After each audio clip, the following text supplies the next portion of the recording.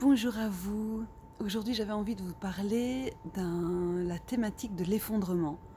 Je vous ai déjà parlé de la polarité entre être et faire, entre donner et recevoir.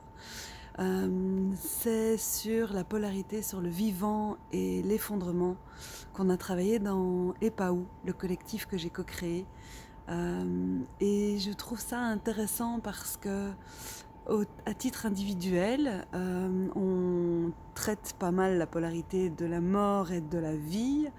Euh, et là, au sein d'un collectif qui accompagne la résilience écologique et qui part d'un point situé dans un contexte d'effondrement, je trouve ça intéressant de voir comment la mort ou la finitude vient faire bouger les lignes au sein de nos collectifs.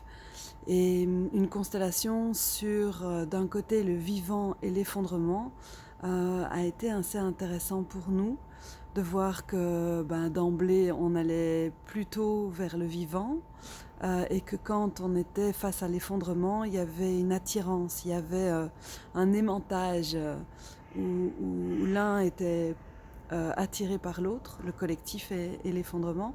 Ça, c'est vraiment le cas de EPAU, notre collectif, mais chaque constellation est évidemment différente. Et, euh, et que quand le collectif se tournait vers le vivant, là, il y avait une attraction, une réconciliation entre les deux polarités.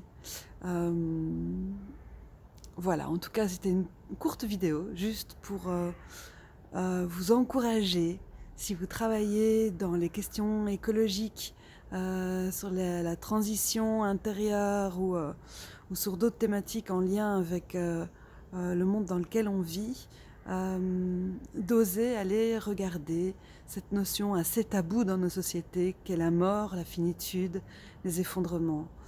Et je vous souhaite du courage et plein de douceur parce que finalement, c'est comme ça qu'on est vivant. C'est en se rappelant qu'on est mortel. À bientôt.